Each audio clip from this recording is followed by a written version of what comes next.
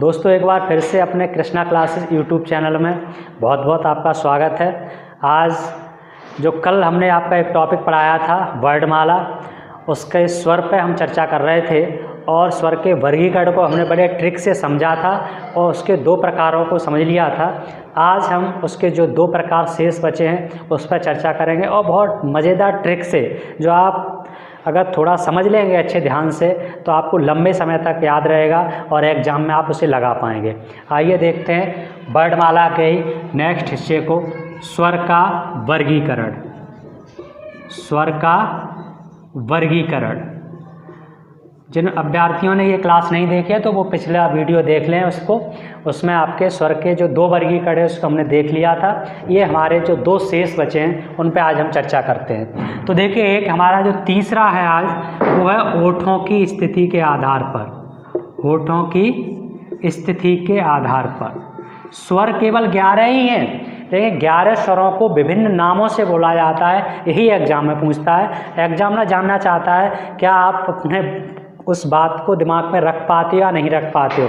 आप विभिन्न प्रकार की किताबें मार्केट में चल रही हैं, विभिन्न प्रकार के यूट्यूबर यूट्यूब पे पढ़ा रहे हैं और आपको ऑफलाइन भी क्लासें शिक्षक दे पा रहे हैं, लेकिन फिर भी विद्यार्थी फेल हो जाता है। इसका कारण यही है कि चीज़ें हम लोग क्या है लिख लेते हैं, समझ नहीं पाते, उस चीज़ को दिमाग में कैसे रखें। तो देखिए, ओठों की स्थिति के आधार पर ओठ कितने होते हैं हमारे? 2 ओठ होते हैं। कितने ओठ होते हैं? 2। तो 2 प्रकार के ही हमारे ये आपका होता है। एक होता है व्रतमुखी यानी व्रतमुखी स्वर और दूसरे होते हैं अव्रतमुखी स्वर। बिल्कुल आप थोड़ा ध्यान से समझेंगे तो मेरा वादा है आपसे कि आप बिल्कुल भूलेंगे नहीं। याद करने की तो छोड़िए, आप पढ़ाने के काबिल बन जाएंगे। केवल आपको थोड़ा ध्यान से आप इसको देखते रहें। देखिए, तो व्रतमुखी, व्रत का मतलब क्या होता है? जो स्टूडेंट्स मैथ पढ़ते हैं और नहीं भी पढ़ते हैं फिर भी इस बात को जानते हैं, व्रत का मतलब होता है गोला। व्रत का मतलब क्या होता है? गोला, सर्किल। तो अगर हम किसी भी स्वर को बोलेंगे तो अगर हमारे ओठ क्या हैं, अगर वृत्ताकार स्थिति लेंगे वो हमारा व्रतमुखी होगा। अगर आप बोल के स्वयं देख लीजिएगा, जैसे हमने आ कहा तो कभी नहीं आ, उ ऊ कहोगे, बोल के देखोगे तो ऊ। तो आपके दोनों ओठों के बीच ऐसा लगेगा कि हमारे दोनों ओठ सर्किल बना रहे हैं। ऊ ए आई नहीं आया, ओ आओ, तो ओ आओ। तो ये 4 वर्ड हैं जो व्रतमुखी में आ जाते हैं। ओ आओ। इसके अलावा जो भी शेष बचे वो अव्रतमुखी में हिस्सा बन जाता है। आ ई ऋ ए 1 2 3 4 5 6 7 8 9 10 11 ही हम स्टार्ट से स्वरों का जिक्र करते चले आ रहे हैं। और आपने देखा कि अगर हम व्रतमुखी हैं, अब बात ये नहीं है, अब बात यह है कि जब आप एग्ज़ाम में बैठे होंगे तब कैसे दिमाग लगा पाएंगे। तो उसमें तो केवल पूछेगा कि बताइए ऊ किस प्रकार का वर्ड है, व्रतमुखी या अव्रतमुखी या दोनों या इनमें से कोई नहीं। तो आप क्या कहेंगे? व्रतमुखी की बात कह रहा है ये, तो आप क्या करेंगे? तुरंत उसका उच्चारण करके देखेंगे कि ऊ, तो तुरंत आपका ये लगेगा कि इसने तो गोला बना दिया, तो व्रतमुखी है। और आप किसी का उच्चारण करके देखिए, आपका व्रत बनेगा ही नहीं। आ ई ए आई ऋ, तो ये नहीं बनेंगे, वो हमारे अव्रतमुखी में आ जाएंगे। ठीक है, बात समझ पा रहे हैं? तो ये व्रतमुखी और अव्रतमुखी 2 प्रकार के, क्योंकि ओठ ही हमारे कितने प्रकार के हैं? 2 प्रकार के होते हैं। इस वजह से इसको हमने 2 प्रकार का रखा और प्रत्येक वर्ड को देखा कि इसमें ये कौन से हिस्से में आया है। एक और इसका आप स्क्रीनशॉट लीजिए और रिटर्न कर लीजिए। नेक्स्ट हमारा बनता है, एक और रह गया है, इसको देखते हैं। देखिए, नेक्स्ट है हमारा मुख विकार के आधार पर। बहुत ही इम्पोर्टेंट आपका ये है लास्ट, मुख विकार के आधार पर। मुख विकार के आधार पर स्वर का वर्गीकरण। इसे देखिए आप कैसे पहचानेंगे, बहुत इम्पोर्टेंट है ये। और यहीं से आपका, आप चाहे यूपी टेट, सी टेट, चाहे पुलिस का एग्ज़ाम हो, चाहे आप 12th में पढ़ रहे हो, विभिन्न किसी भी हिंदी को अगर आप पढ़ते हैं तो पहले वर्णमाला पढ़ते हैं। और ये चीज़ है, और मैंने देखा भी है कि हमारे साथियों की सबसे समस्या यही रहती है कि जो मुख्य विकार के आधार पर हैं उन्होंने विभिन्न प्रकार के यूट्यूब चैनल देख लिए लेकिन वो याद नहीं रख पाते हैं। लेकिन मैं आपको यहाँ बताता हूँ कि आप कैसे याद रख पाएंगे। तो देखिए, इसके आधार पर 4 प्रकार का होता है। एक होता है समृत स्वर। कौन सा स्वर? समृत। और समृत को ही फिर दूसरा बना देते हैं अर्ध समृत स्वर। फिर तीसरा होता है विव्रत स्वर, और चौथा कर देते हैं इसी का अर्ध विव्रत स्वर। तो मुख्य विकार के आधार पर कितने प्रकार के स्वर हो गए हमारे? 4 प्रकार के, समृत का अर्ध समृत, विव्रत का अर्ध विव्रत। अब बात ये आती है कि जो हमारे स्वर हैं वो स्वरों को हम इसमें कैसे कंबाइन करें, कैसे पहुंचाएं, उन्हें कैसे हम याद रख पाएँ। तो देखिए कैसे हम भरते हैं। 11 ही स्वरों को इसमें भरेंगे। तो ये हमारा जो समृत पहले स्टार्ट हुआ है तो ये शब्द सा से स्टार्ट हुआ है।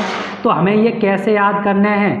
बिल्कुल सही याद करने हैं। सभी कैसे याद करने हैं? सही है। बिल्कुल फोकस लगाइए यहाँ पर, समझिए एक बार, तभी समझ पाओगे आप। तो सही याद करें हैं। लेकिन हम लोग जब ग्रामीण अंचल में होते हैं तो हम क्या कहते हैं कि सही सही बताओ। क्या बोलते हैं कि सही सही बताइए।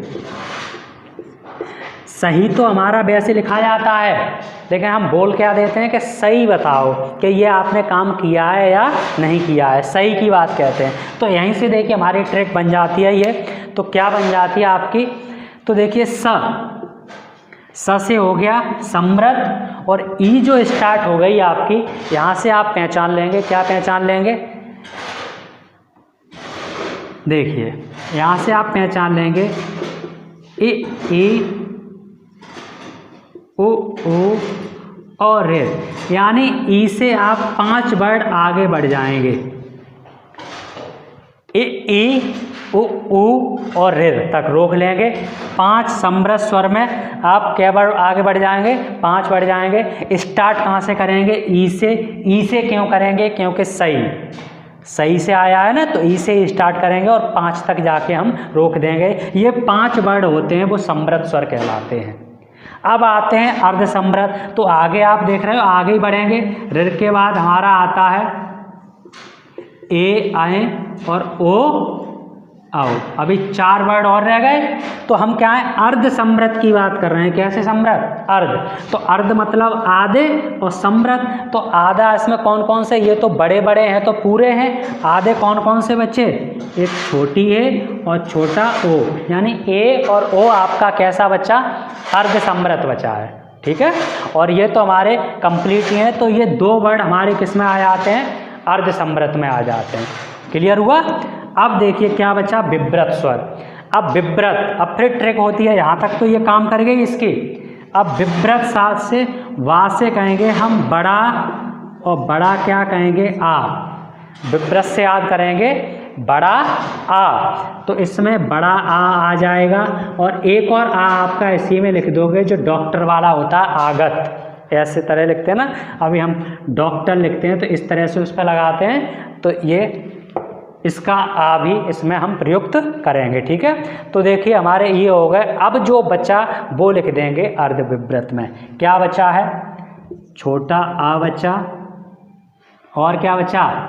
बड़ी ए बची और बड़ा औ बचा।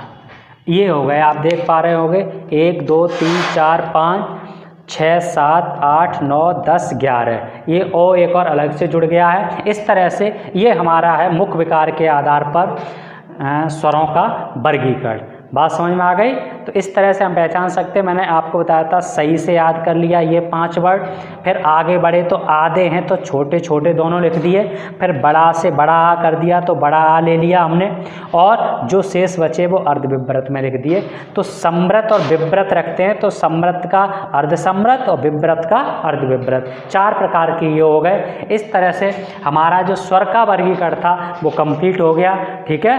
अब हमारा जो नेक्स्ट टॉपिक चलेगा वो व्यंजनों का वर्गीकरण चलेगा, वो आगे मिलेंगे। और जो भी हमारे साथी चैनल पर नए हैं वो चैनल को सब्सक्राइब कर लें और जो सब्सक्राइबर हमारे हैं वो वीडियो को अधिक से अधिक शेयर करें, लाइक करें। मिलते हैं फिर, धन्यवाद।